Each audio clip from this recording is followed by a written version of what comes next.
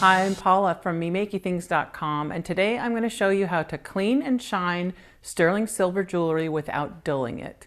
So I have a couple of necklaces here that are sterling silver, and they are quite dirty and tarnished. What you want to avoid if you are worried about dulling something is something with abrasives in it.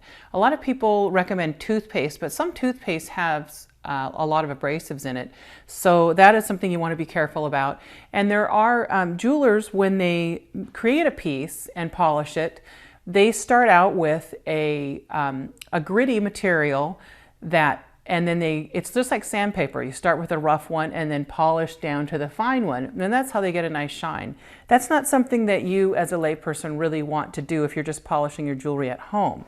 But what you can do is you can get one of these jeweler's polishing cloths, and most jewelry stores carry these. And this one has a little bit of polishing, it's called rouge, I think. A little bit of something impregnated into the cloth to help you clean it. And then this is the polishing side.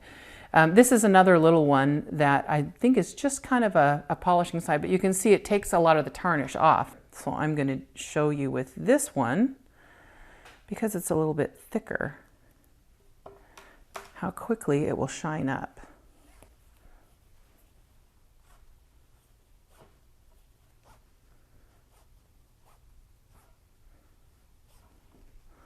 And I'll use this is really just a brand preference.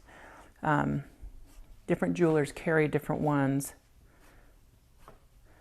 but they all work relatively the same. Okay, so now, might be hard to see on camera, but you can see the difference between these two. This one is quite a bit more shiny and clean than the other side there. Maybe hard to see on camera, but you can probably see some of the reflection there. But that is a quick, simple way to polish and clean your sterling silver jewelry at home. I'm Paula from MeMakeyThings.com. Have a great day.